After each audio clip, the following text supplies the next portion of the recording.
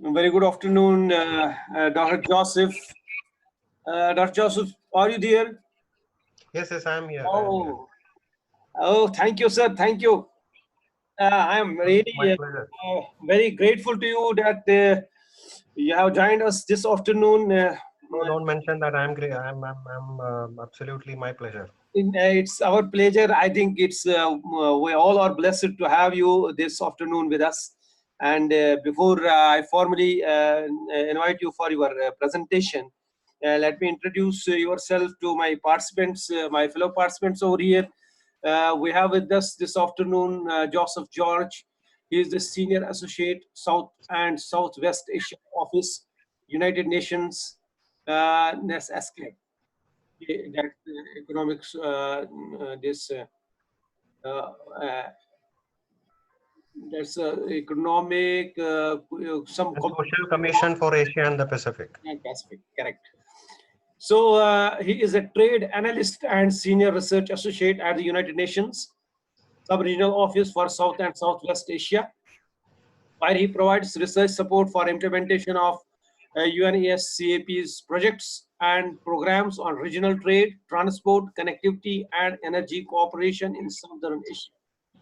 The co-authored published work include the Doha Round and South Asia, Need for Better Coordination in 2011, then Cost of Economic Non-Cooperation to Consumers in South Asia, 2012, Reforming Non-Traffic Tarific Barriers Case from a Participatory Approach in South Asia, 2013, Unlocking the Potential of Regional Economic Cooperation and Integration in South Asia, 2017, integrating South Asia's power grid for a sustainable and low carbon future, 2018, 2018, and regional cooperation for sustainable food security in South Asia, that's 2020.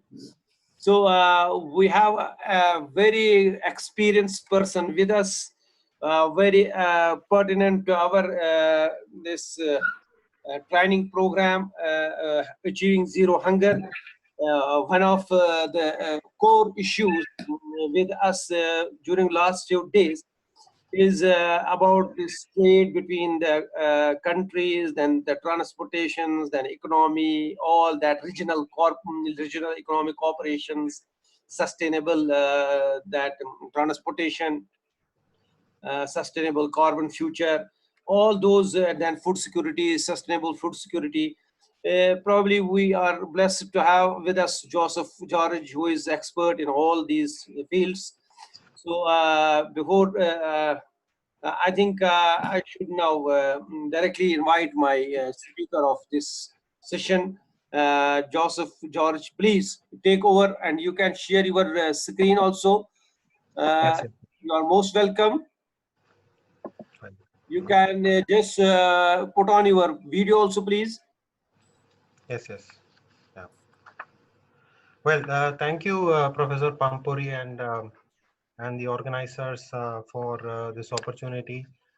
Very good afternoon to all of you. Very happy, in fact, to take part in this program. Uh, well, um, I am from, as Professor Pampuri just mentioned, from the Economic and Social Commission for Asia and the Pacific, ESCAP for short. Let me begin by giving a very brief bit about what our organization does. It is one of the five regional commissions of the UN, where we do intergovernmental work and approach various development topics under the SDGs from a regional angle. I hope I am audible. Everyone can hear Yes, me. yes, yes, sir. Yes, sir. Go ahead, please. So our mandate is to provide a platform for regional cooperation for development. We are all aware that the SDGs is a very comprehensive in its content with 17 goals and 169 targets. And it's also very complex. Complex in the sense that there are a lot of interrelations between individual goals and targets, but also in the sense that many of the targets would require countries to come together and work together to achieve them. The most obvious example that everyone talks about is that of Goal 13 on climate action. where it's all about transboundary issues which need to be solved with international cooperation. A lot of things under the domain of goal 2, zero hunger target on eradicating hunger, the point of our discussion today, is also like that. It also needs international cooperation in many several ways. For instance, one of the targets of goal 2 is liberalization of international trade in agricultural products. Something which obviously cannot happen without two or more countries coming together and getting involved in it. But it's not just about that. Even in the context of other sub-targets like enhancing agricultural productivity, R&D investment flow into the sector, better solutions for all this are often found through collective regional efforts than each country working for it alone. So that is a rationale for regional cooperation in the context of Goal 2. Well, I work at the sub-regional office of ESCAP for South and Southwest Asia, where we cover 10 countries, the 8 SARC member countries plus Iran and Turkey. So our job is to help implement ESCAP's projects and programs in this sub-region. So in recent years, we were working on a project oriented on food security in the South Asian context. The result of this project has been highly rewarding, I must say, in the sense that we got a number of highly useful papers out of it. Earlier this year, a few months ago, we could publish these papers in a compiled book. So I will try to basically share some of the learnings that we had from this particular project. And I must admit at the outset that apart from this project experience, I do not claim to know quite a lot about food security per se. And also, I'm afraid it's mostly about agricultural trade from an economic perspective. So I suppose that most of the participants here are scientists by profession, are from science background. So I'm not sure how much appealing this will be to you, but hope that at least this discussion will have something useful for you to take note of. So with that, I have a PowerPoint presentation.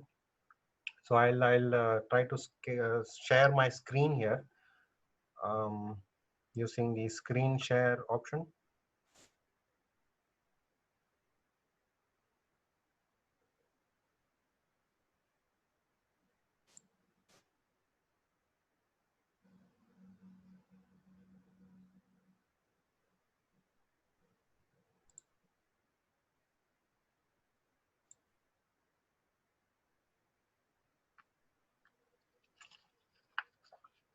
Hope you can all see the presentation now on your Yes, screens. yes, yes, yes, sir. Yes, sir. It's fine. It's fine. So first, let us take a look at what we are going to cover in this presentation. We'll begin by talking about why agricultural trade um, is critically important for Goal 2. Then we'll do a brief review of what we know about the food security situation in South Asia. Following that, we'll have a discussion on the scope of regional trade in agricultural and food products, and what could be some of the policy priorities for liberalizing agricultural trade. Finally, we'll look at what can be done, or rather what should be done in terms of international cooperation beyond agricultural trade in South Asia for achieving the zero hunger target. Uh, well, it's generally recognized that the world now produce just enough, or even more than enough, food resources to meet everyone's nutritional needs. Of course, this is true only if we treat all kind of food products into one basket with utter disregard for individual preferences for different types of foods. But at least from a nutritional requirement point of view, this observation holds from the data that we have today. For instance, the average dietary energy supply adequacy measured in calorie per day per person is an indicator which is commonly used from the FAO data suite. It is measured as a ratio between the dietary energy supply and the minimum requirement. And today the ratio is more than one, meaning that supply is greater than requirement, indicating that the issue of food deprivation is probably more of an issue of accessibility and distribution rather than availability. So I found this picture which you see in the screen right now very interesting. It is from a paper released in 2018. The title of the paper itself is "Current Global Food Production is Sufficient to Meet Human Nutritional Needs in 2050," with a caveat that provided there is radical societal adaptation. I'm not sure what that means, but probably about adaptation in terms of food habits. But that is how the authors would like to put it. The picture is interesting. It put the flows of dietary energy supply from farm to plate, and you can see how much of leakages happen and at what stages. There are wastages happening at all stages of harvest, post-harvest, distribution, processing, consumption, and so on. Some of these wastages are probably unavoidable, but most of them are avoidable. One wonders if the wastage at the consumption stage, say from fridge to stomach, I mean, is grossly underestimated here. Anyhow, the point here is if we are successful in eliminating some of these losses shown in this picture, then we would have even more food resources at our disposal. This puts food security, as we said, more of a distribution problem. And if it is indeed a distribution problem, then trade becomes central in solving it, simply because trade is all about distribution. So that is why trade is recognized as a means of implementation target for goal 2 in the SDGs. I presume that all of you would know that the SDG targets are of two kinds. There are outcome targets and there are means of implementation targets, MOE targets. And the MOE targets are numbered alphabetically. They literally mean means of implementation, as it means as in means of implementing the outcome targets. So goal 2 has three MOI targets, 2.A on investment flows in agriculture, infrastructure, and so on, 2B on trade reforms, and 2C on food market liberalization. As is highlighted here, 2B target on trade is basically about two things. One is prevention of all kinds of restrictions to trade in food products, and elimination of all forms of export subsidies. But unfortunately, the current framework of indicators to assess this target is all about elimination of food subsidies and does not take into account the growth of agricultural trade. Probably because any specific such growth target is not specified here. But that is a shortcoming. We'll come back to that point about indicators. We'll discuss later on. So we'll come back to that point. But the point is the two important aspects of trade as an MOI target is one is eliminating trade restrictions, and second is elimination of export subsidies. And also, even though elimination of export subsidies is essential for correcting trade distortions, it is a two-edged thing. There are two aspects to it, because while export subsidies arbitrarily sink prices in the global food markets to gain unfair advantages by supplying countries, lower prices are always helpful for net food importing countries, in the sense that they get to source their food imports at a cheaper price. But the logic is that subsidies are always distortive, and special case of heavily imported dependent countries should be addressed through other means. Anyway, we'll come back to, again, as I said, the indicator framework in a short while. So coming back to the point on utility of trade for achieving goal 2, we can see that it actually have impact beyond mere equitable distribution of food resources. In fact, it can have multiple effects by way of both food availability and food accessibility channels. In terms of availability, the first, of course, the basic logic of trade is that commodities flow from high supply, low prices markets to low supply, high prices markets. In other words, surplus to deficit areas. But while doing so, it enables availability of a variety of food products in the markets that enhances consumers' choices.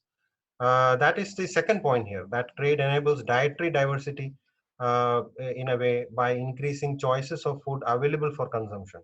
which is important from a nutritional fulfillment point of view. The third point here is that with trade, you are essentially finding markets for surplus produce. And that is important for income and livelihoods of dependence of the agricultural sector. Equally important here is the profitability of production and ultimately, its sustenance.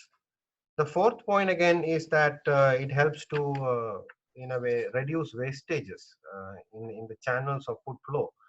Well, this is contestable. Some may say that there will be a lot of wastages of traded products while in transit.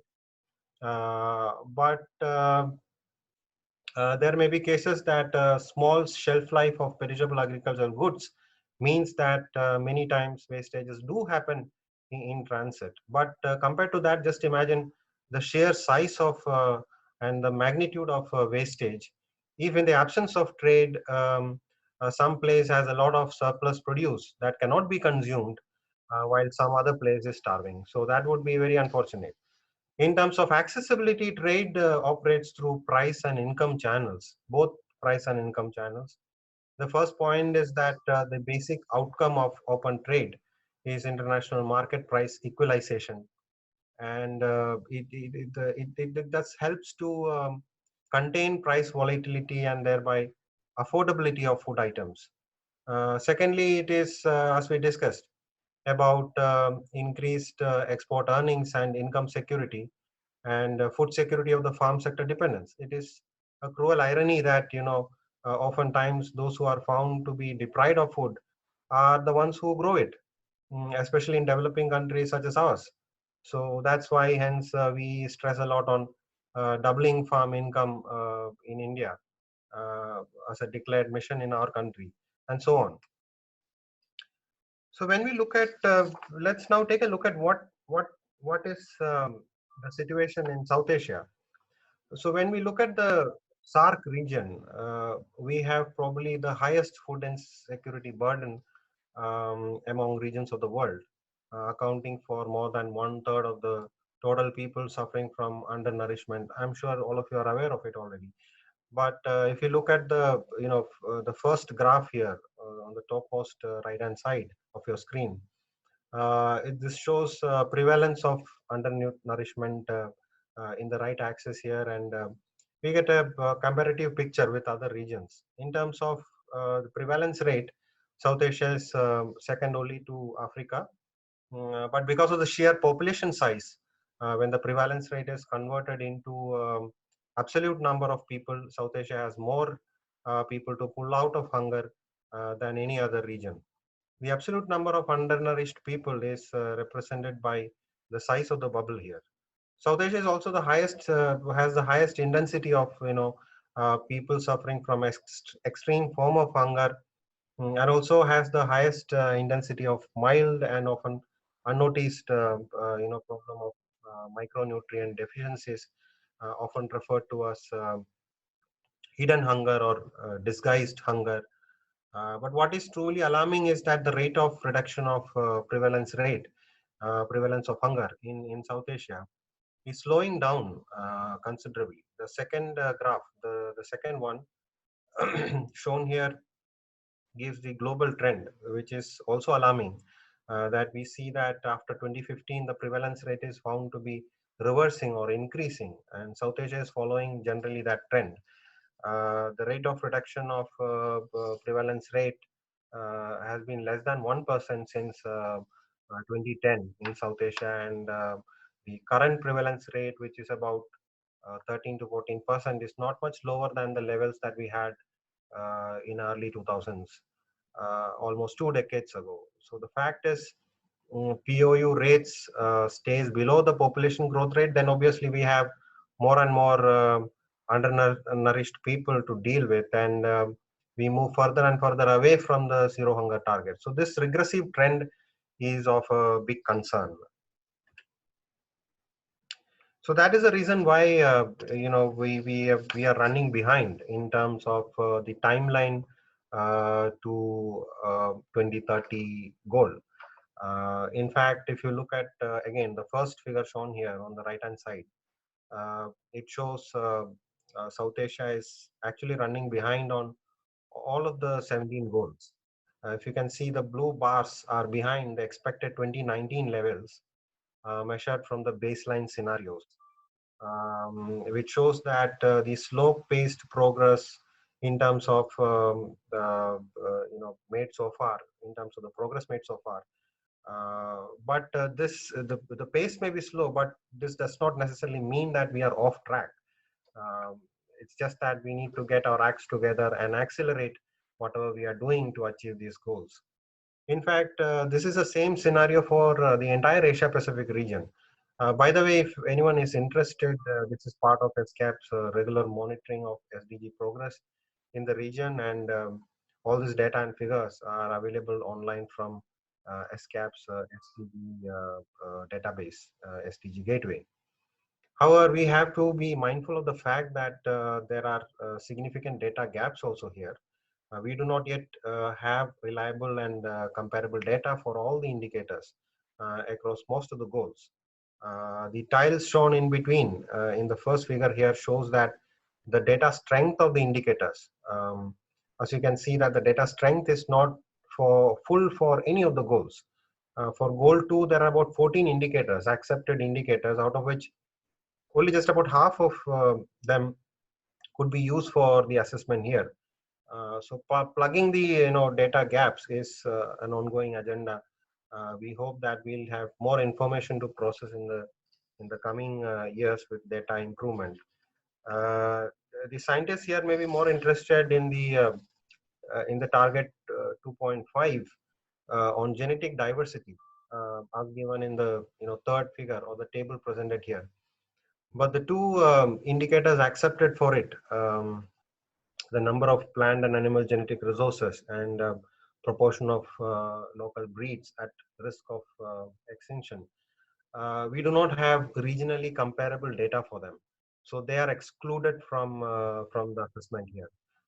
One more thing is that this assessment is for regional aggregation. So we exclude some indicators for which data is available at the national level in some countries, but not for others. So we cannot use those indicators to have a regional aggregate. As far as trade is concerned, we talked about trade target 2.B. The accepted indicator is only on subsidies, but not on growth of agricultural export worldwide, which is a shortcoming. This is an issue we mentioned earlier. Anyway, the bottom line here is that we need accelerated efforts to keep ourselves on track in terms of the pace of progress. So the point I was trying to make is that uh, given that we are below expected levels, the role of trade as a means of implementation assumes even greater importance today. Let us take a look here as to what can trade potentially deliver for South Asia in our race to meet the zero hunger target. Well, first of all, out of the benefits of trade we discussed earlier for South Asia, it is probably more important in terms of improving the livelihoods in the farm sector.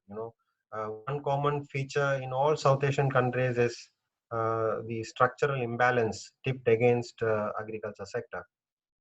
We have moved away from uh, agrarian sectors to services sectors, often bypassing industrial growth in terms of growth of the economy. So agriculture now accounts for just 30% of the GDP in most of our countries, but the share of workforce engaged in agriculture remains at around 60% or even more. This means that the per capita income of the farm sector dependents are very low, often having a lot of what we call disguised unemployment. We are talking about people who produce food but oftentimes cannot afford it themselves. So the extra market opportunities afforded to them by way of trade is so critical for improving the income to achieve targets like doubling farm income and so on. And consequently, it will have major implication for their own food security. So that is one. Then we are also a sub-region which experiences sudden food price inflation due to seasonality and a host of uh, other reasons. This especially so in the case of non-cereal food items. So trade is important for price stability from that point of view to a large extent. We see that often in the case of onion prices. When triggered by sudden inflation, we see a lot of intra-regional trade happening. Another important point here is that the potential for food trade is grossly underestimated in the sub-region. And because of that, consequently, the trade potential is far from exploited to the full extent. Let us take a look at now the certain things we observe about the current status of agricultural trade in South Asia, that the current trends that we observe. Uh, well, first of all, the intra-regional trade uh, in agriculture constitute only about 4%, 4.7% of total agricultural trade of South Asian countries, indicating that we do less of trade in food products between ourselves, and most of our trade flows are with partner countries outside the sub-region for both exports and imports. If you look at the first table here, with the exception of Afghanistan, Bhutan, and Nepal, this is the case for all South Asian countries. Now, these three countries being landlocked countries, their trade is generally oriented towards neighboring countries with which they share a border. Even generally, their overall trade is also with neighboring partners. But apart from these three countries, all the other countries, their major trading in agricultural products is with partners outside the sub-region. So India is a major player, obviously, because of the sheer size of the country, currently accounting for more than 50% of this intra-regional trade volume that we have. That's understandable, as I said, because of the volume differences in volume that we have compared to other countries in the sub-region. Another aspect is that the average import tariffs for food products are generally higher than industrial products, ranging from 7 to 24%. This we are talking about preferential tariffs, which are applied under the SAFTA, South Asian Free Trade Agreement. The MFN rates, or the rates which are generally applicable outside the purview of SAFTA or any other bilateral trade between South Asian countries, they generally are upwards of 20% and much higher. So that could be one of the deterrent for trade in the sub-region. However, we also see low utilization rate of the SAFTA preferential tariff routes, meaning traders prefer not to settle their trade deals at a lower SAFTA tariff rates, probably because the documentation and the rules of origin certificate and all the other documentation that you need to provide to avail this preferential tariff rate is extensive. Uh, so in order to avoid those complexities, traders prefer to pay a higher tariff rather than going by the SAFTA route. Also, it is well known fact that the product standards applied on agricultural products are much more stringent than non-agricultural products. So these have acted as barriers to trade. In addition, we see a lot of informal trade also happening, and this is trade through unofficial channels. So obviously, because of that, we do not have exact data for how much of this unofficial trade or informal trade happens. But some studies have pointed out, for instance, that food and live animals account for 3/5 of informal trade between India and Bangladesh, where I think the informal trade would be slightly higher than in any other bilateral case. But anyway, these are signs. These informal trade, traders trying to circumvent SAFTA routes. These are all signs of various types of barriers that exist to trade within the formal channels of trade. And if we address these barriers, it will certainly give a big boost to regional trade. Well, I am going on speaking, and if there is something, this is not a very friendly platform for interactions, but if there is any pressing questions afterwards, we'll have some time for question answers. But if there is any if you want to have some clarifications or anything, feel free to interrupt me. Just unmute yourself and speak up. Uh, well, moving on. Uh, uh,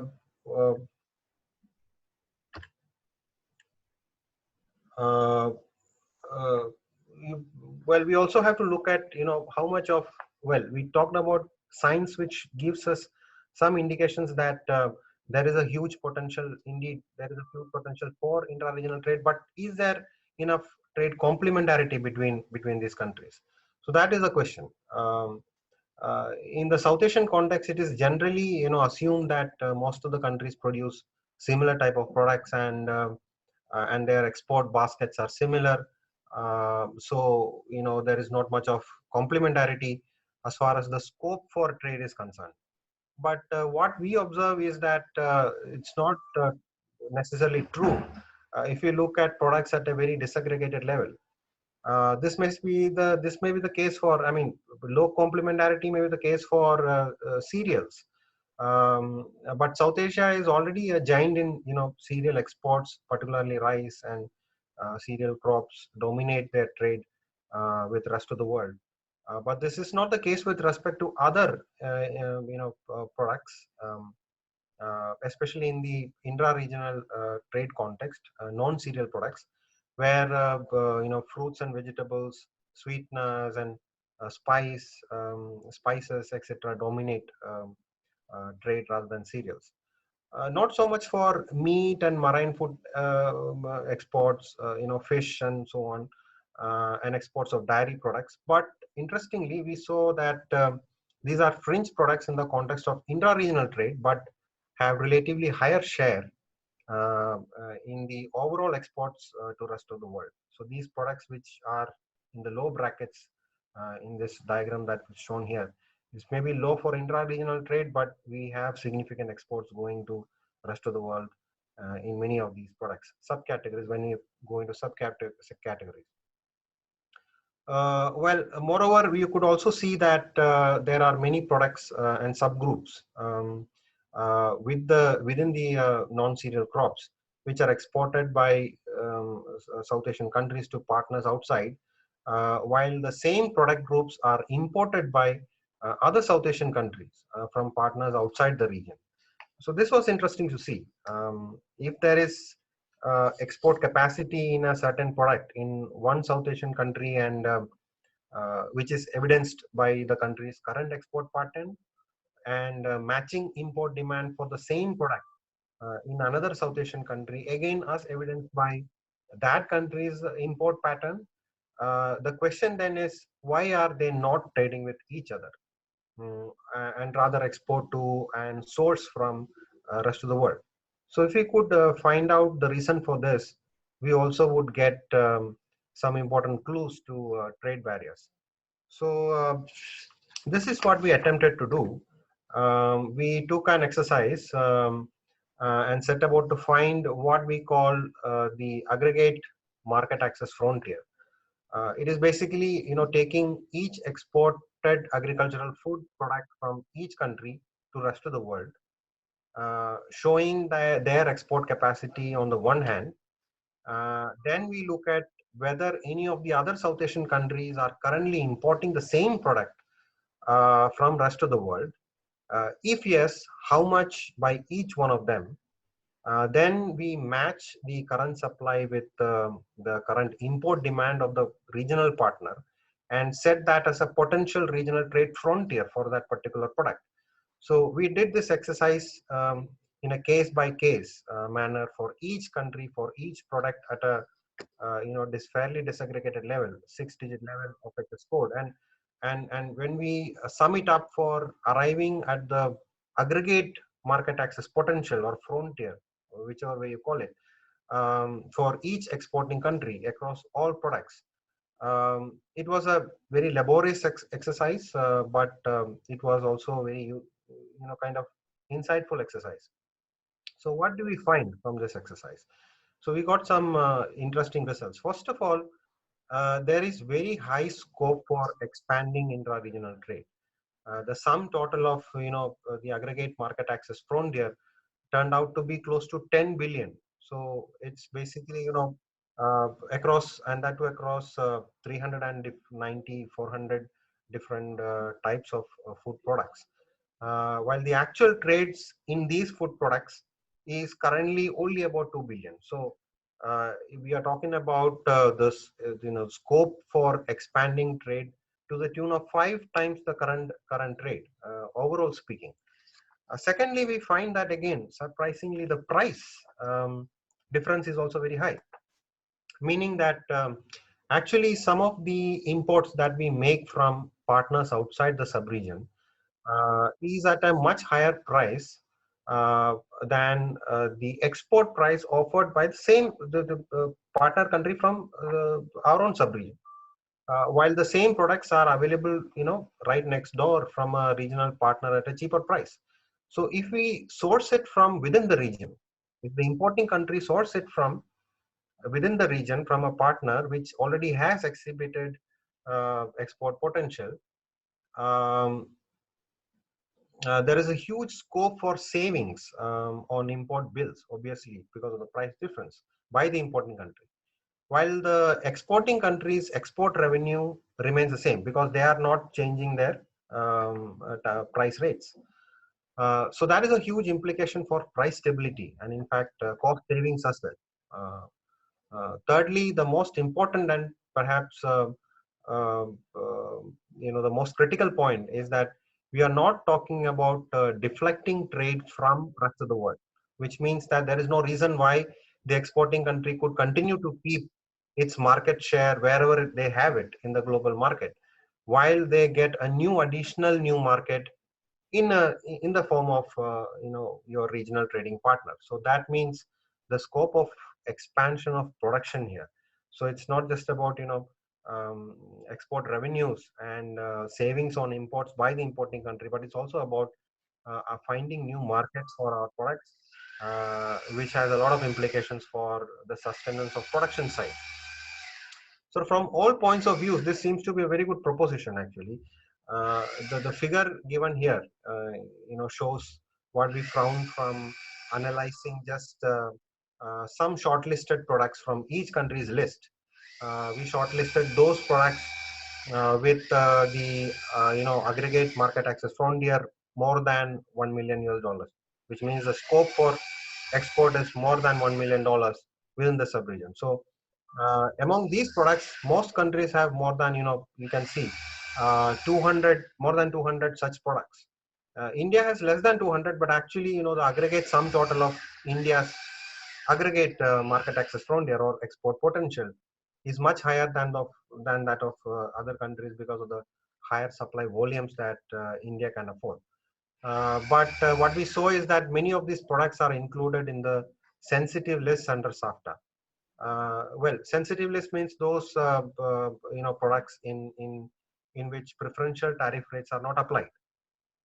Uh, in just to explain to those who may not be familiar with the trade lingo, in every trade agreement, basically the requirement is that when you enter into the trade agreement, you gradually negotiate with your trading partners in that trade agreement to gradually step by step reduce your tariffs. So you apply reduced preferential tariffs offered under that agreement on a number of products, but except those which you are allowed to put in sensitive list, where on those products the preferential tariff rates will not be applied.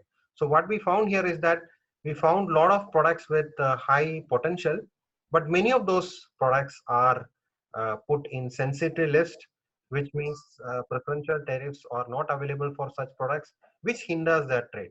So the orange bars shown here in this figure are the number of products out of which are put in the sensitive list. So this is an issue, and also it gives us a clue as to what kind of barriers are there at present. So what do we need to do to exploit this trade potential? I mean, at this point, let us turn our attention to what it means in terms of regional trade reforms in order to facilitate and capture this potential. Well, we saw that tariffs is still an issue. There are two things required here. First is that each of the South Asian countries need to prune or cut down their sensitiveness. Thanks to the analysis we did, we now probably have a better idea as to which are the products, which are the most critical products, which should be given priority in terms of removing from the sensitive list and applying preferential tariff rates. But that in itself is will not be sufficient, because we saw that the preferential rates are not so low here. So along with pruning the sensitive list, we also need to bring down the preferential rates under the SAFTA's tariff liberalization program, SAFTA TLP. Uh, but tariff liberalization is just one part of the story. Another set of reforms that are also very essential is that of standards. We all know that what is known as sanitary and phytosanitary measures, SPS measures, which are applied in the context of agricultural and food products, are often more cumbersome and complex, as and often access trade barriers, not just because of standard per se, but often because of the difficulties in getting this test done, complying with the standards formalities in terms of testing and passing the conformity assessment processes. So in this context, we need better trade facilitation in the form of what we call mutual recognition agreements, which basically are tools to facilitate easier compliance. This is one agenda, but standards per se is also an issue. The issue of um, through a SARC body called SARSO. It stands for South Asia Regional Standards Organization. It's based out of Dhaka, Bangladesh, which under several of its sectoral technical committees is now addressing the SPS standards related to food and agricultural products. It's given a priority, and the outcome of the work that they are trying to make regional standards, and wherever we don't have national standards which are acceptable by everyone, we follow international standards to the extent possible. If not, we arrive at through these exercises we arrive at a set of regional standards, and they are applied under SAFTA. So the outcome of this work will also influence how regional trade in food products will shape up in the coming years. Finally, there is a host of other trade facilitation issues that need cooperative reforms. This pertains to the cost of doing trade. That is a different side altogether, which is the cost of doing trade is unfortunately unacceptably high in South Asia at present.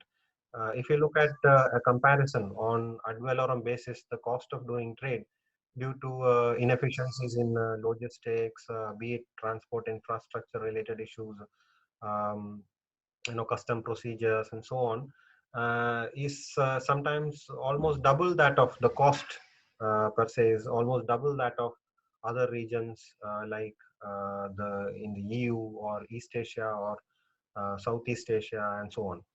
So we need to make trade more cost effective, logistics wise, in order to make it commercially viable and feasible.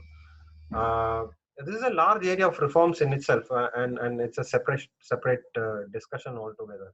We cannot afford to go into the details of that in this session, but just wanted to highlight that there are several projects and programs and investments right now happening all over South Asia to improve trade facilitation.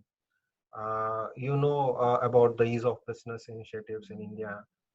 One of the programs that ESCAP is doing is promoting what we call paperless trade systems through a regional agreement on paperless trade.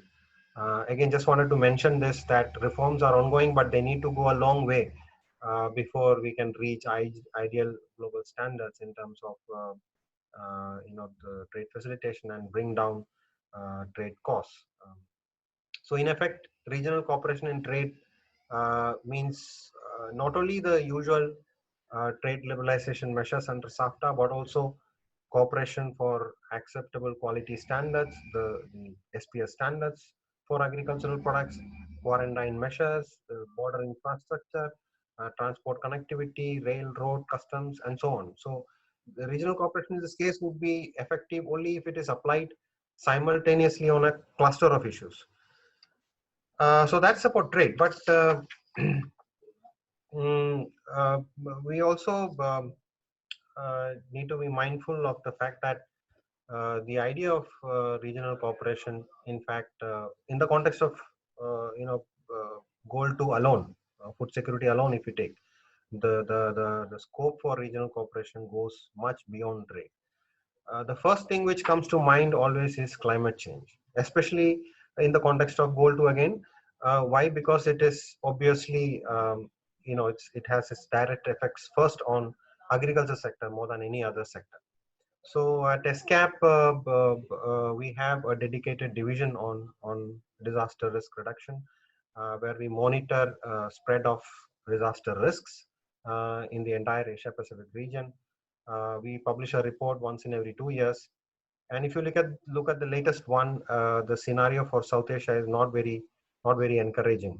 The annual average loss due to extreme weather events and natural disasters is higher for South Asia on a per capita basis than the average for Asia Pacific region as a whole. In fact, five of the sub-regional countries, Afghanistan, Bhutan, and Nepal, and Bangladesh and Pakistan, they are categorized as very high-risk countries with annual losses of more than 5% of their respective GDPs. For India, the annual average loss due to extreme weather events is just about 3%, but translated into, given the size of our GDP, translated into absolute numbers, it's a huge number to grapple with. So it's a huge concern. So in the case of climate change, obviously it's as we mentioned in the beginning, um, it's all about regional cooperation. You can't do one. No country can address this the different dimensions of it alone. It's a very complex issue, and it requires significant departure from the conventionally followed approaches. So it involves constant monitoring of what is happening out there, like early warning systems and so on. It needs fresh research. It needs more and more investment channelized into R&D and D and so on, and better management of shared natural resources, especially transboundary water and energy resources. None of these are possible without internationally coordinated efforts.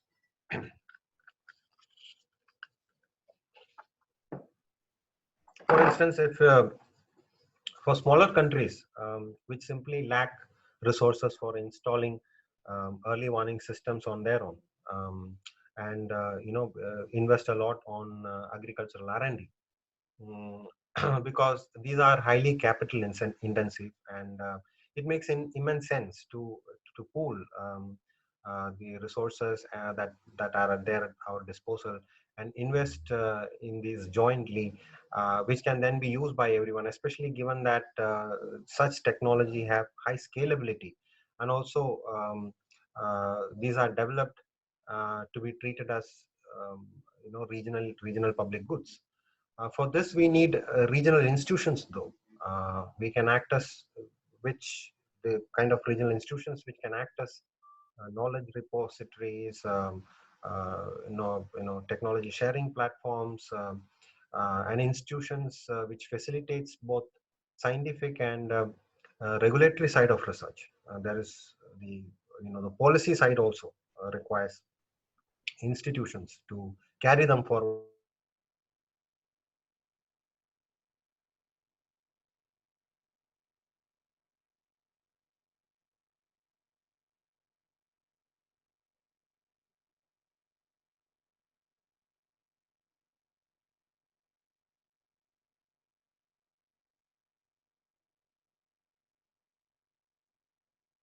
Existing international institutions such as the ICRISAT, or the International Rice Research Institute, or the IFPRI, which is under the UN framework, etc., etc. There are, in fact, model initiatives already happening in this direction, and I'm sure you would be more aware of these rather than me.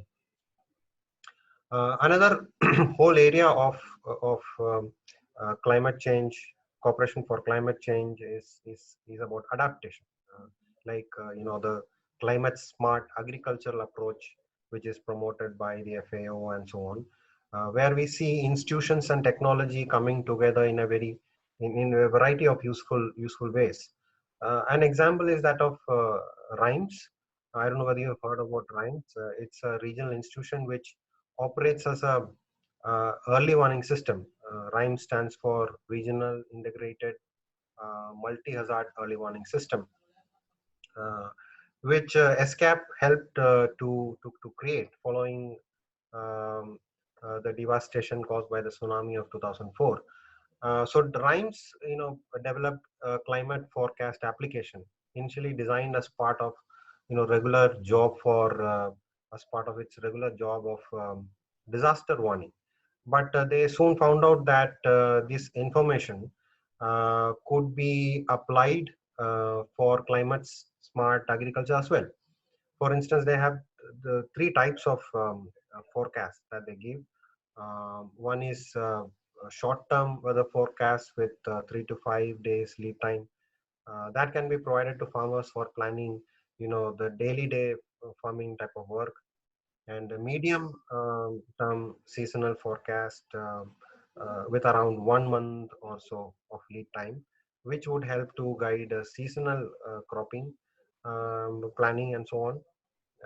Again, they have also have long-term climate change projections coming out of their data, which are useful in long-term agricultural planning. For example, zoning of agricultural areas suitable for crops, given the kind of change that we expect a few years from now.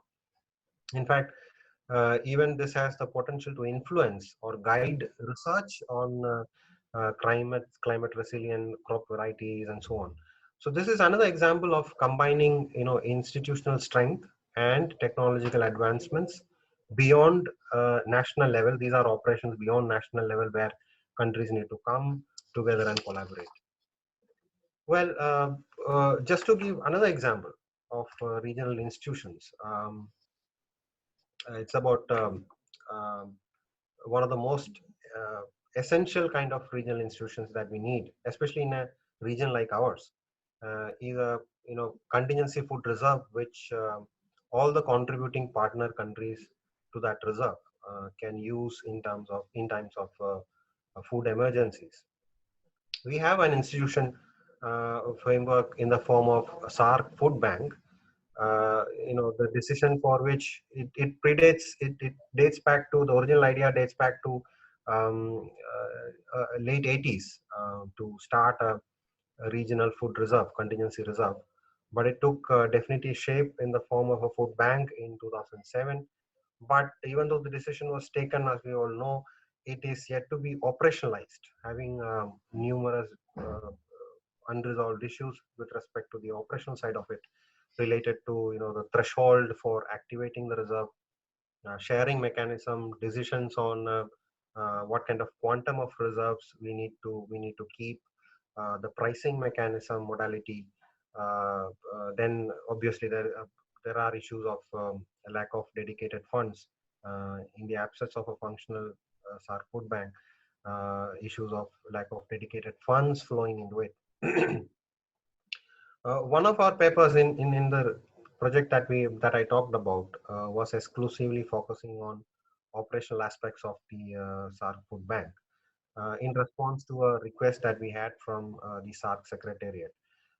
And in that paper, looked at similar type of up and running regional food reserves elsewhere, like the ASEAN food reserve, and came up with practical solutions.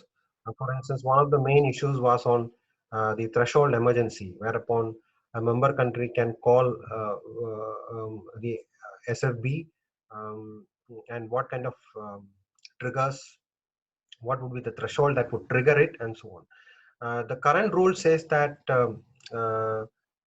it can be triggered if the current year's production falls behind 8% of the average for the last 3 years or so.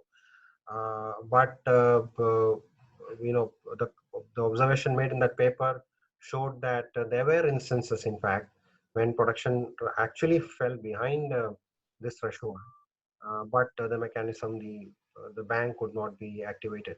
So this paper looked at these issues at large and suggested on thresholds and quantum of reserves. The work under SFB is fortunately a continuous one. It is progressing, even though at the SARC level we have a general stalemate at the current time. But many of the functional arms under the SARC are continuing their secretarial work. Um, the SARC Food Bank, in fact, had its last board meeting earlier in January, and we could participate and make a presentation of the paper that we prepared upon their request. And uh, many of there was a resolution on many of the outstanding operational issues on that. So there was in fact a proposal to conduct a kind of a mock drill of sending a consignment of rice from India to Nepal with the support of the World Food Program, just to see how the emergency track works. And if at all we have a food reserve, there are designated centers where these reserves have to be kept. They are all there, but in fact, if we have this food reserve and if there is actually a contingency, will the system is effective? Is the system effective and ready to respond to the emergency? So that is one. Mm, uh, so this trial is likely to take place because just before the lockdown started, and I don't know what happened to that. Under normal circumstances, must have happened by now, but maybe they have postponed it. So maybe it will happen later this year. So that's about SAC Food Bank. So coming back to the broader point that I was trying to make, there are many diverse areas that require internationally coordinated and collaborative approach in order to tackle the zero hunger target. It's a huge area in itself. So coming back to our book again, from the experience of the regional project that we had, we try to list down some of the most critical areas for South Asia where regional actions are required, and how institutions like ours, like ESCAP, can play a facilitative role. And we came up with what we call a 10-point regional agenda for Goal 2. We have discussed some of these areas already. The first, of course, is climate change, and it comes as one of the most pressing problems which cannot be addressed by any country individually, be it adaptation, monitoring, climate resilient agricultural production, R&D, and distribution, etc. Then comes trade, where we saw that there are a multitude of areas to be covered under functional regional trade agreements in order to make trade in food products possible and reap the rich benefits that it offers. Then we saw the importance of regional food reserves, particularly leveraging the technology that is available through R&D cooperation and regional institutions, etc. Then comes sharing of good practices. Uh, Such sharing could be, on a variety of topics and can be useful in a number of different ways. But what is particularly meant here is safety net policy programs. We know that all the sub-regional countries run a variety of public food and nutritional, uh, you know, uh, social security programs, including the PDS systems, midday meals, subsidized food distribution, like the Antyodaya Anna Yojana of India, the employment programs such as Narega, food for work, food stamps, direct cash transfers, so many. It's a whole suite of public food safety programs, which are so critical, important to ensure food security. One of the main issues in all these programs, in all the countries that we observe, uh, is that they face a lot of uh, leakages because of lack of effective targeting.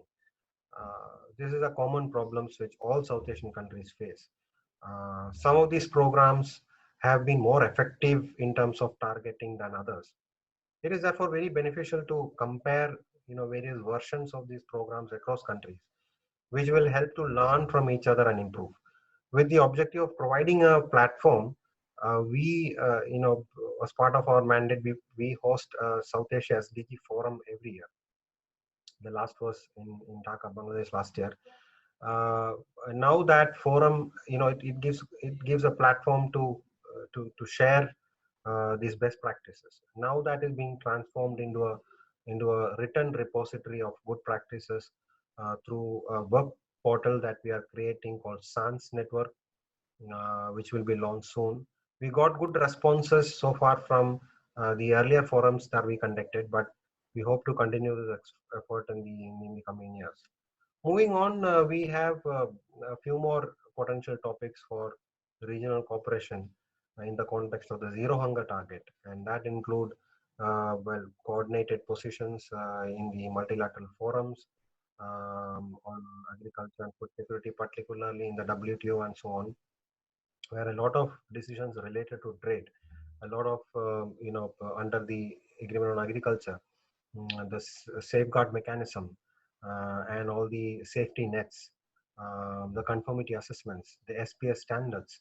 So all these are discussed multilaterally, trade-related ones, and except Bhutan, all the South Asian countries are WTO members, and in that respect, what is happening there could uh, very much affect the future of trade flows in the sub-region. So in international forums, how we stand together and coordinate our positions is very critical in that respect. So that's one area of regional cooperation. Again, addressing the transboundary outbreak of diseases. We say livestock diseases, but in the current context, it could be about even human-borne diseases. Strengthening food safety standards is another one. And finally, we discussed that the collective measures for managing um, resources that are critical for food. So regional cooperation obviously is a in its broad sense, is obviously a very vast topic. We do not know how much of these topics we will be able to pursue aggressively, but it is clear that we cannot hope to keep track towards the zero hunger target by 2020, or at least come close as possible to it, without pursuing without pursuing some of these strategies. So with that, I'll conclude the presentation part, but we have, I hope, some time left for discussion. I will be happy to take questions from the floor if there are any. So please unmute yourself and raise your questions. So Thank you, George. Thanks a lot for your nice presentation. Really, this was, a bit away from our field of expertise. We are dealing with the sinus, but it is beyond the sinus. The sinus itself, but that's where I was to strike, because this is one of the sub points in our zero hunger about the trade, and this was very important for our participants to know where we stand in terms of trade with these things there. That was in my mind, and that's why I invited you over here, because you are the expert in that. Before I invite my speakers, I invite my these participants for interaction with you. I want a little clarification from you. One yes, sure. first point, that while you are working with this UNS with these SAARC countries, and besides other two countries, do you feel that you at some point of the time are experiencing some obstacles between the countries in the trade because of their political relations? Right. Then second point, how do you see, I say, I was once, this is my personal experience, I don't know, I was once looking for a germplasm of a goat from South Africa.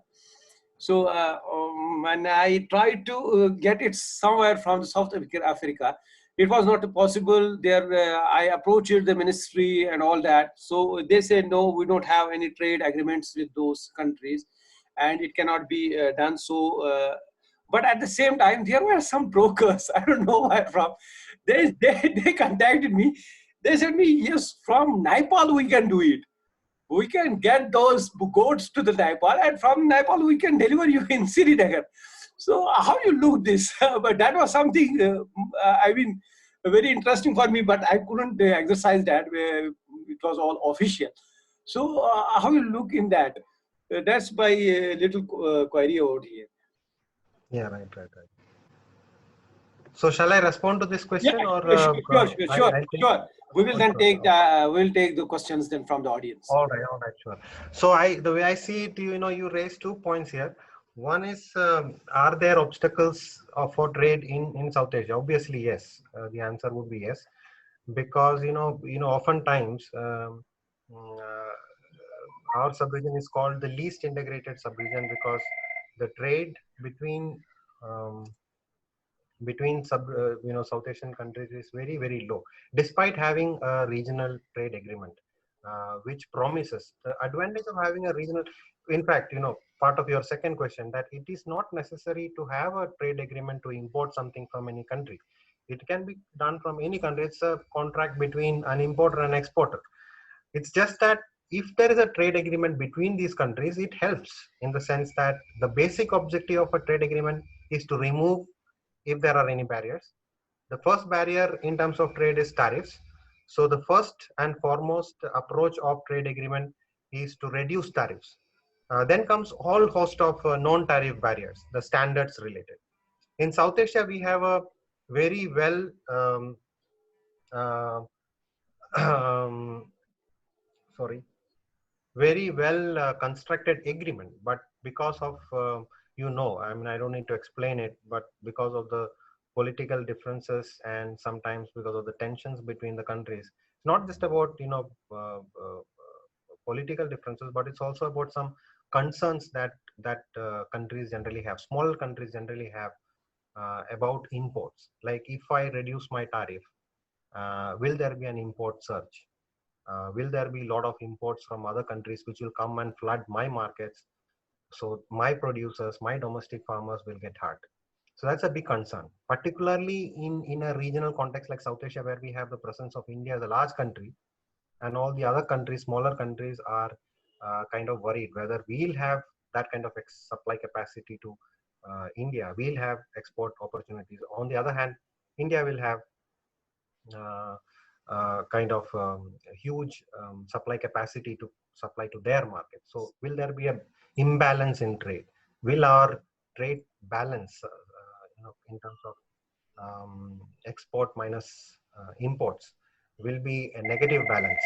So negative balance. So that's a worry which keeps on harping. But the exercise that I talked about with you is against that spirit. So we are trying to show that, as you said from your example, that many times, right next door, we have the same product available, but we don't import from them. We import from some other partner country, distantly located partner country, at a higher price. This is very surprising. It's actually stupidity.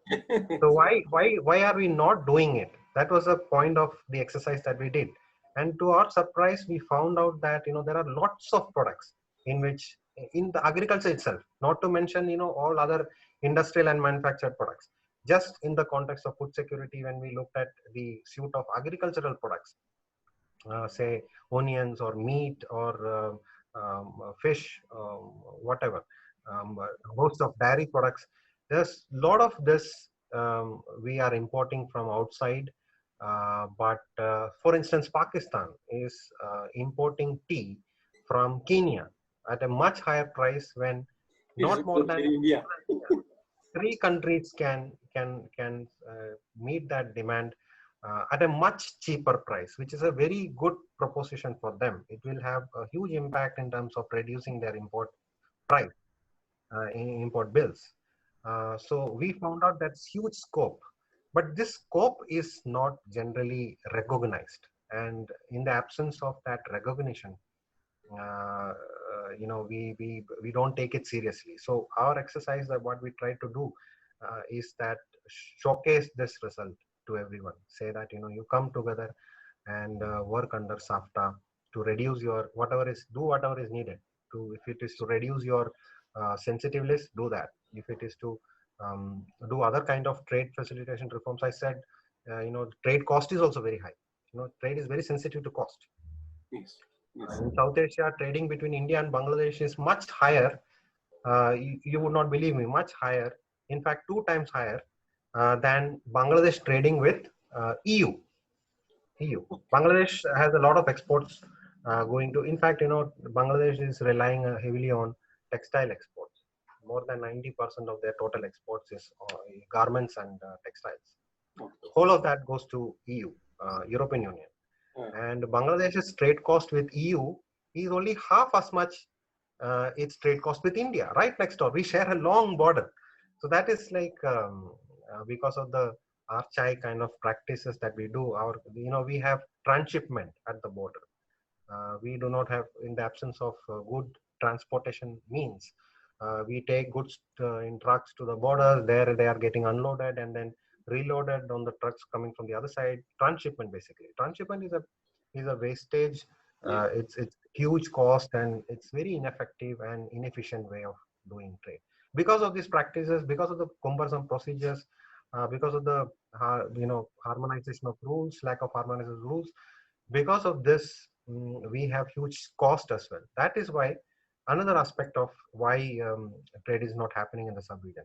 But there are 2 points which should be kept in mind always, and that is trade is absolutely essential because of all the reasons which I listed in the beginning for achieving the zero hunger, because of the the distribution effect that it will have, because of the massive impact it will have on availability and also accessibility. Both pillars. What are the most important pillars of food security? You would know it. You must have discussed it during your earlier sessions. Sure. So trade is one most critical part, and we have huge scope for doing that within South Asia, and we are not exploiting it. That's unfortunate.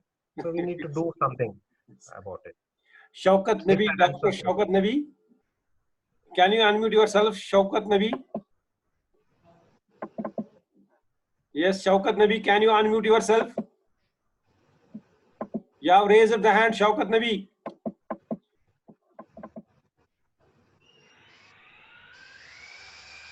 Shaukat ने भी okay ऐसे ही हाथ उठाया है लगता है, ठीक है. Then there is Mohi again as usual. Mohi, can you unmute yourself? Yes, Mohi, can you unmute yourself? Hello? Yes, sir, this is Shaukat Nabi. Oh, yes, sir, I was not able to unmute, sir. Sorry, sir. Okay, go ahead, please. Sir, am I audible, sir? Yeah, sure. Yes, absolutely. Yes, go ahead. Sir, it was very nice, sir. It was quite informative, sir. So my question to you is that, sir, you have talked that there are many regional agreements in which Southeast Asia is working, sir. But I think, sir, there is a need to polarization by these countries. Basically, sir, as long as I know that WTO, in WTO, there are different types of subsidies like blue box, amber box, and green box. And as far as I have comprehended them, I think that these subsidies are meant for the benefit of the Western countries more as compared to the developing countries like India, sir. Sir, and number second, sir, my query is that I think that there is a need to have more lines on the regional agreements by the countries living in this Asian side, so that because the laws and regulations like phytosanitary measures, because most of our products from India, Pakistan, or Bangladesh are rejected because of some phytosanitary measures involved in like other non-tariff barriers. Sir, I think, is it feasible that if these regional, there is a regional agreement between these countries, developing countries, so that there will be smoothened trade between these countries? Because, sir, I have seen from last 3-4 years, there's a fallacy that in India, mostly in India, in government stocks, we see that food grains are rotten, food grains are being wasted. But on the other hand, we have a starvation.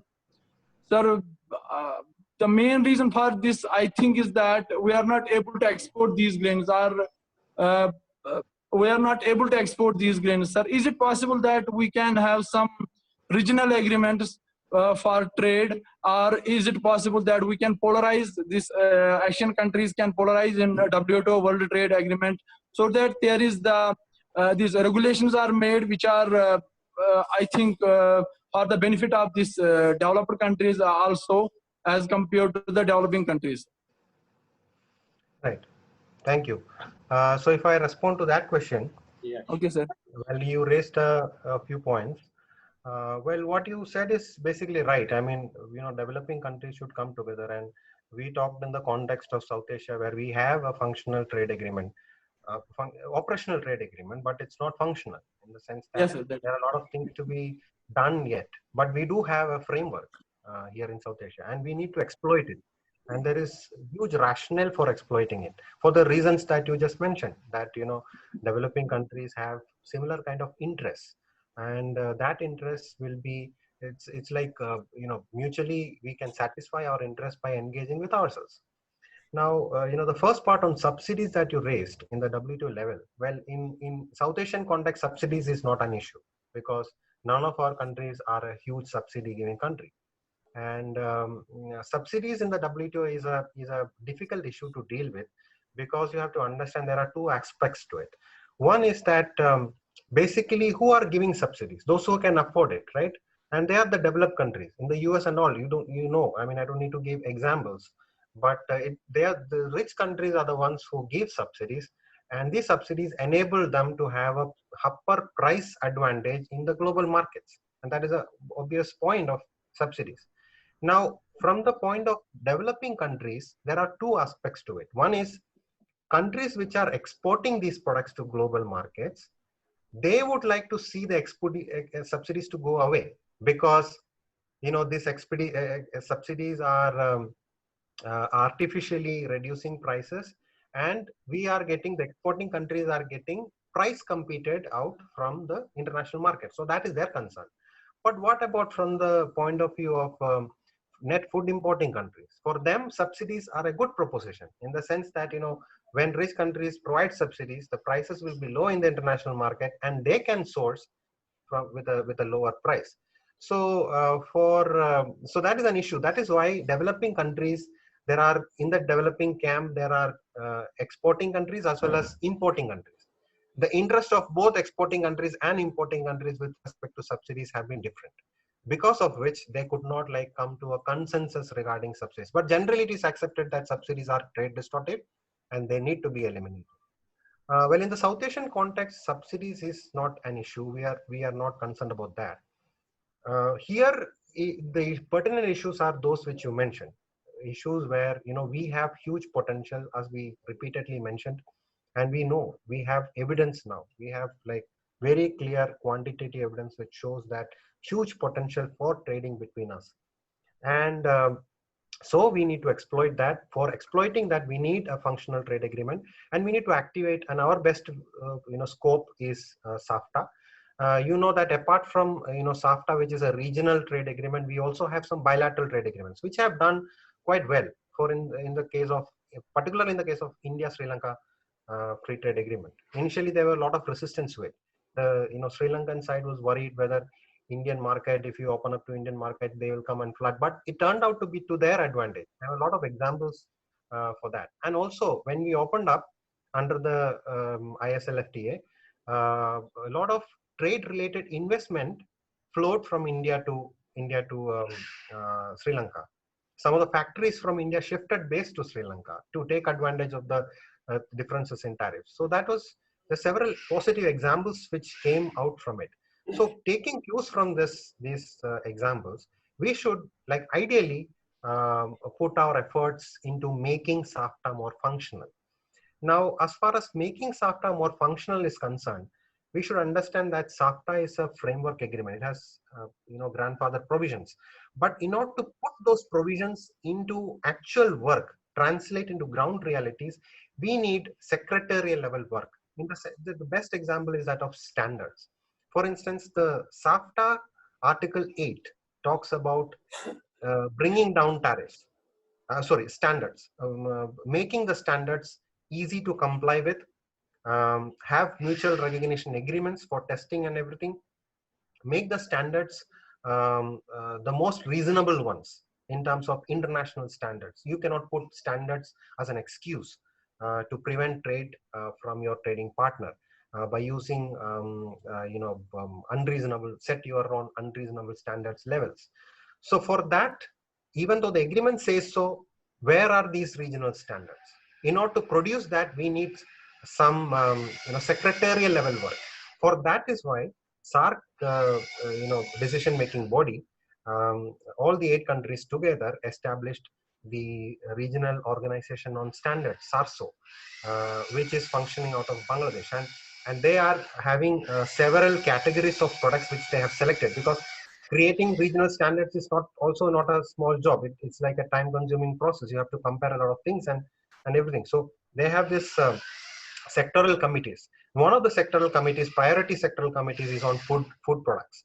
So they are developing standards. Once these standards are developed and accepted, then we have more clarity on regional standards. The rest of the issues with standards in South Asia is with respect to the procedural ones. As I said, how to test it, whether the laboratory test results from your country is acceptable in mine. So there are these issues to be resolved through special dedicated mutual recognition agreements. So that we are working on. But the problem is that the pace of the progress in our sub-region has not been up to the mark. I mean, it could have been much better. But anyhow, it should. What you said is absolutely right. I mean, we should, and there's scope. I mean, don't lose hope, but there is scope, and this scope will lead to somehow. Yeah. We must have hope. That's there. Yeah. Okay, Sheikh Firdaus is there again. Yes, sir.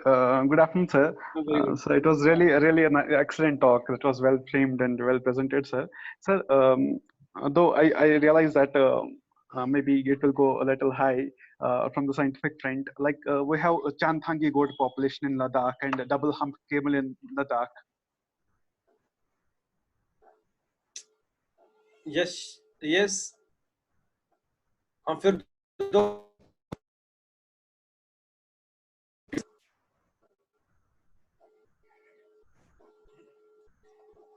Joseph, is he audible?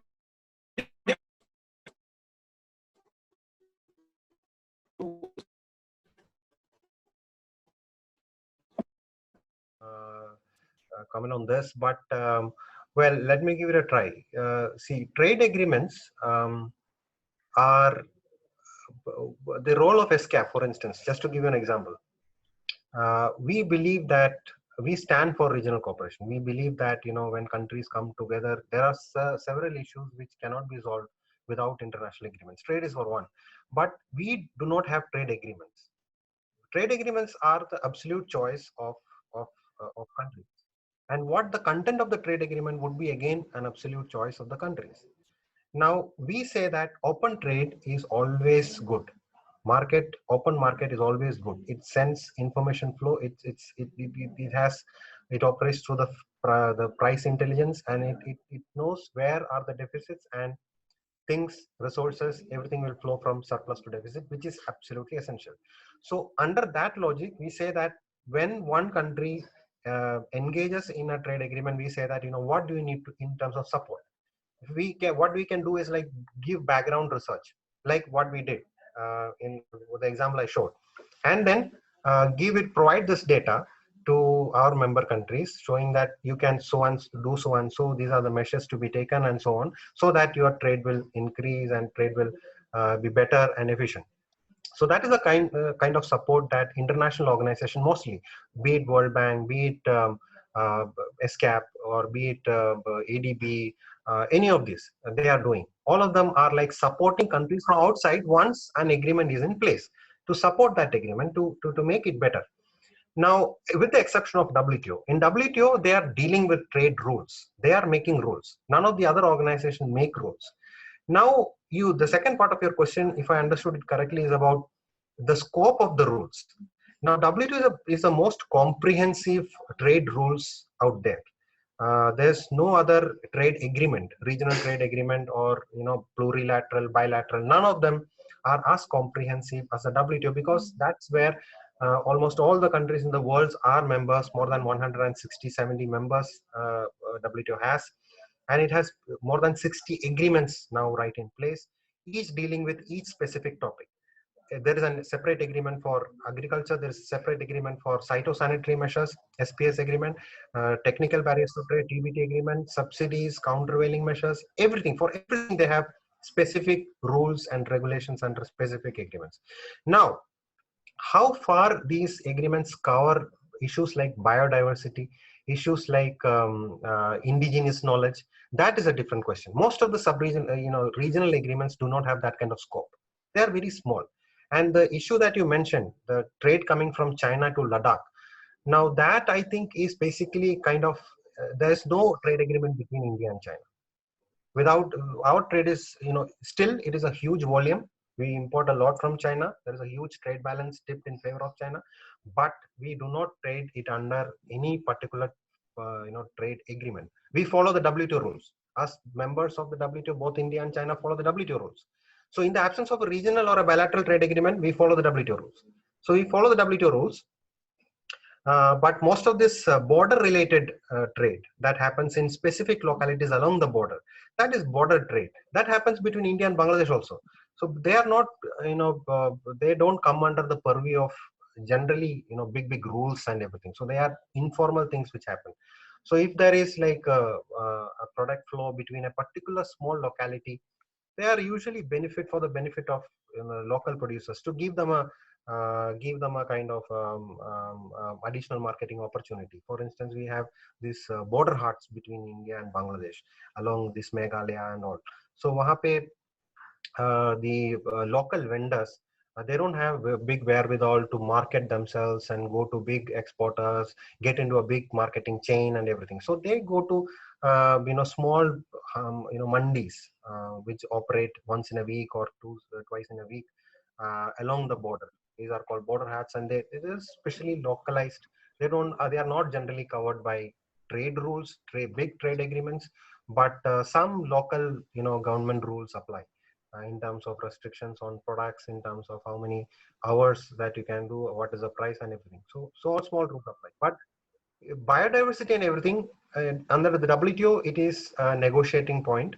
There's a a code on biodiversity under the WTO. You would know better than me. And there are specific rules about the preserving genetic diversity, plant genome, and so on. So those are technicalities dealt with at the WTO level, but not at the regional level. So I don't think so. And if there is a particular issue of this sort in a particular locality, then it will not, it goes beyond then the purview of the arrangement whatever they have in that locality between India and China. So it has to be incorporated into a particular negotiation it has to be negotiated between India and China. It has to be a formal agreement bilaterally. It has to be separately dealt with. So I think I'm not sure whether I could answer your question. Sir, it was really a good explanation, sir. Sir, you're saying that it is advisory and guideline issues that you are giving. You are suggesting something that this could have been better between two countries, the trade. Right. Sir, in that matter, I want to ask: is it more challenging to get two countries in the trade agreement, or is it more challenging to maintain that agreement between two or three countries or many countries, sir? What is more challenging? There's no single answer to it. It differs from case to case. Let me give you an example. Like, different countries engage in trade agreements for different reasons. We have we take the example for India. We have we have an agreement, SECA, Comprehensive Economic Partnership Agreement, with Singapore. We have a bilateral trade agreement with Thailand, Malaysia, but we also have an under the umbrella, we have India ASEAN trade agreement being negotiated. We have a bilateral trade agreement with Sri Lanka. We have a bilateral trade agreement with Nepal, with Bangladesh, apart from the regional agreement that we have with all these countries under SAFTA. So there are so many different varieties of agreements happening, and all these agreements, let me tell you, are with different motivations. The motivation for each of this is different. There could be simply, for instance, I can take examples where countries have engaged into regional trade agreements to smoothen their political ties, to to um, to reduce the tensions that they have in between, not looking at economic. But most of the agreements are looking at the economic angle. What do I have to gain? Do I get access to their market? So that kind of a thing.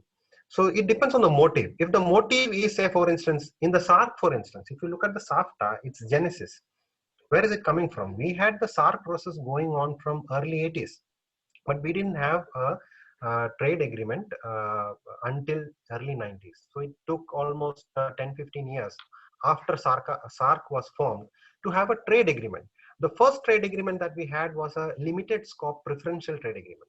So we said that, okay, let us have a trade agreement, but I am very suspicious about you. So I don't want to have a free trade agreement. I'll have a preferential trade agreement where I'll have some concessions, but not all. Okay. So that was the arrangement under which we first engaged in a trade agreement. So that the motive for that trade agreement was not economic per se, but also following this logic that, we had this tensions for a long time. And if we have some commercial exchanges going on between us, maybe it will help us to smoothen our relationship.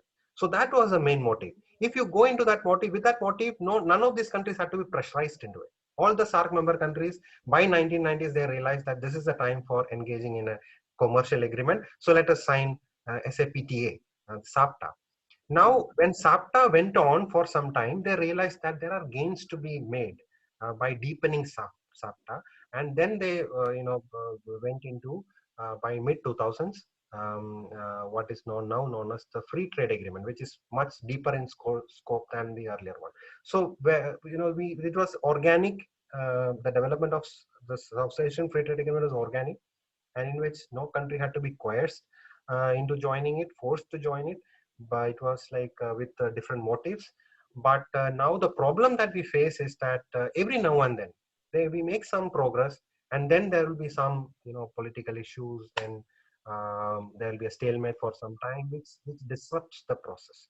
So this disruptions, frequent disruptions that has happened, is reduce the pace of what we are doing. So that is the main problem that SAFTA faces. Otherwise, nobody had to be coerced. In the case of India, Sri Lanka was, both countries were skeptical in the beginning, I'll tell you, because it was not based on any other motive than economic. It was based on commercial intentions only. At that point in time, Sri Lanka had huge, as I mentioned earlier, huge concerns about what will happen if I open with a large country right next door. Will they come and destroy our domestic market? This is the biggest worry about countries have when they engage in trade. But the results of the India-Sri Lanka Free Trade Agreement over a period of time, starting from 2004, was really really amazing. I mean, to the extent that both countries, seeing the positive results coming out of it, decided to extend the free trade agreement into something much more comprehensive than that, what we call comprehensive partnership agreement. So there, then the motivation changed. We have evidence to see. So more cases, in the case of SAFTA also, more often than not, it is lack of awareness about the benefits that you can hesitate in going ahead. So when you see the benefits out there for yourself to see, then the motivation level changes. So that is what we are trying to do here. We are trying to showcase that yes, you look at these figures, look at these numbers, they are undisputed. You can see that there are benefits in the offering. So you should do so and so. This is the kind of approach that we. Dr. Mohi. Yes, sir. Yes. Am I audible, sir? Yeah, sure. Yes, I can hear you. Thanks for your Now you are. Yes, go ahead. said by Dr. Zohur. since the topic was more or less beyond my comprehension, that's why my question may seem a little bit weird, but still I would like to have your opinion or Please, please, please. reviews on my this query. As you know, most of the farmers in India are small scale or marginal farmers. That's their land holding and produces not much. What options for trade of their produce do you recommend? I mean, the things that are possible practically at the grassroots level. I mean, since their produce is not much, they cannot export. And do you recommend a model trade village like concept for India? I mean, don't we need to strike at the grassroots level? I would like to have your opinion in this regard. Good. Well, right. Well, these are basically, there are two ways of doing it. Your question, basically, if I understood correctly, is how to ensure that the marginal farm holders also get to participate in trade, right? So there,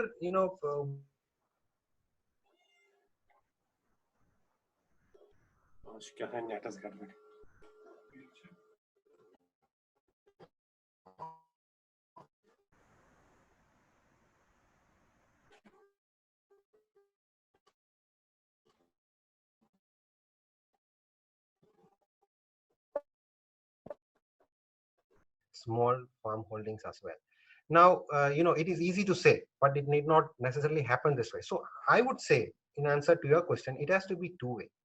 It has to be two-way in the sense that when there are trade opportunities, big traders engaging in big contracts, and there are sourcing happening, I, I would see that, I would suggest that, some governmental level intervention, which will help these small farm holders to connect with this procurement, sourcing for trade by big traders. If there some kind of assistance is provided at that level, it would help a lot. It would help a lot. That is what I feel. So it has to be a two-way. First of all, the market signals will find out where are the opportunities, how the sourcing will happen. But it is in the interest of the big sourcer to find out where my sources are, and they could be marginal, uh, producers, small farm holders, but it need not happen that way. So that is where some governmental intervention probably could be helpful. It could be like, cooperative societies that has worked in many parts of India, but it's case specific and location specific. We cannot generalize that cooperative movement has been like, big farm cooperative movements have been big success. But yes, to some extent, scale in terms of operation scale, cooperative, local cooperatives could be one way of doing it.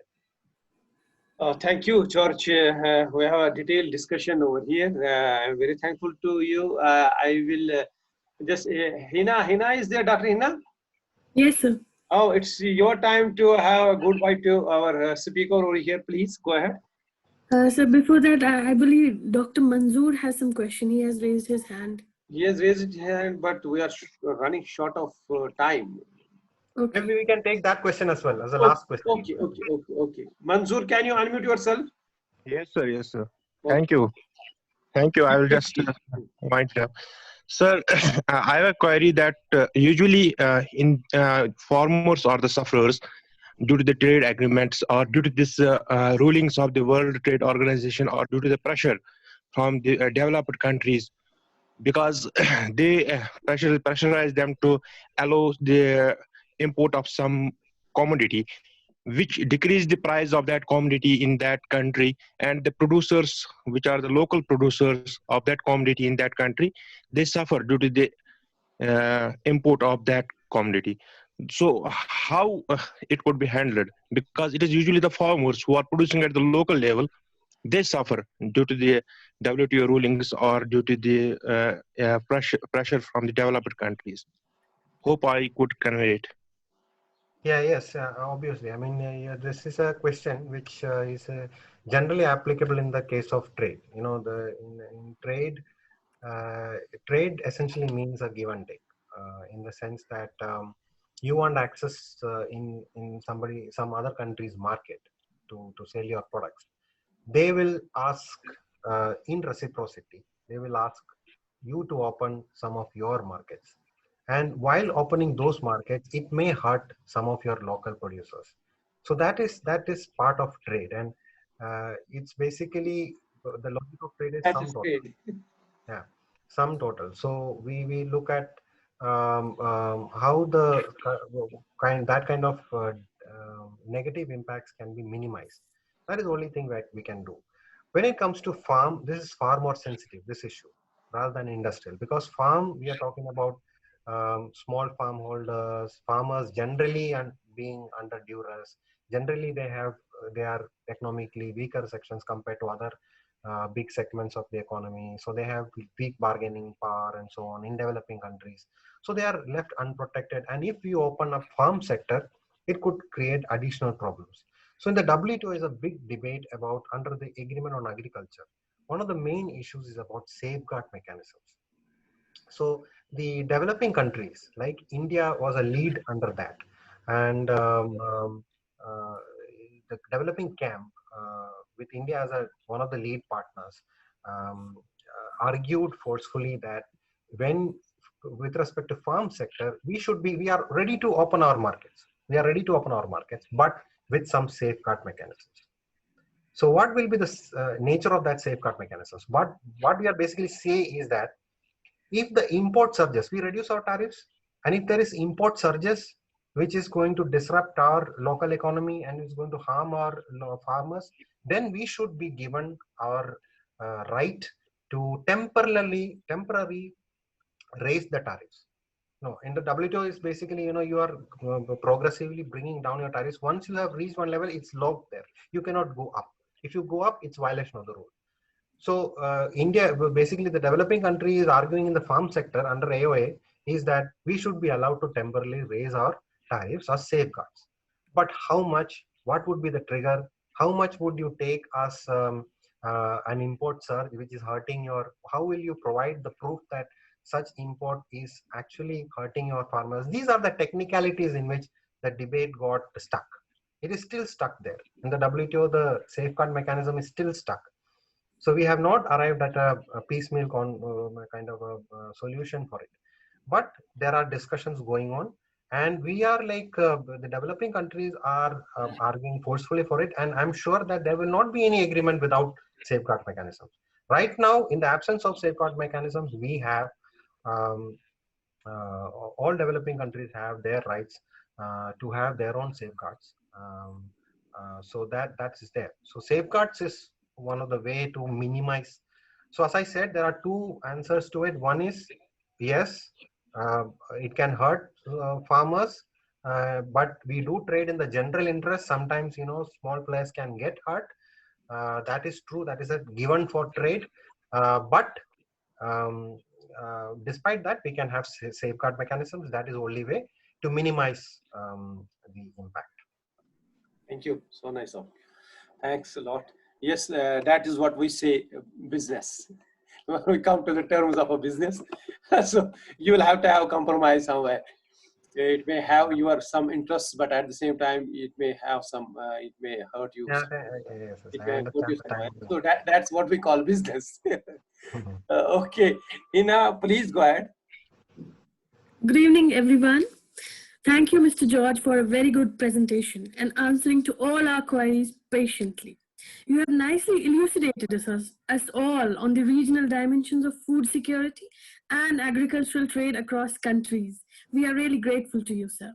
I take this opportunity to thank you on behalf of our university, the organizing committee, as well as the participants from across the country. Thank you so much, sir. Stay safe, stay blessed, and have a good day. Over to you, Pampuri, sir. Thank you, George. So, thank you very much. Thank you. Yes, I hope in future we will have your services there, and we have your cooperation and then favor. Please be with us. Of course. I mean, yes. Please be with us in future also. Most certainly. I mean, whichever way we can help. My only apprehension going into this one was that the impression I got was that, and it turned out to be true, that all of you are like mostly scientists and from a different background. So I was not sure about how it will sit with you, but I enjoyed it, and I thank you all for your. I'm highly grateful to you. Thank you. Stay safe and blessed, please. Okay, dear. We are ending the meeting this time now. We'll be just meeting tomorrow, inshallah, hopefully, in the morning session. Thank you all.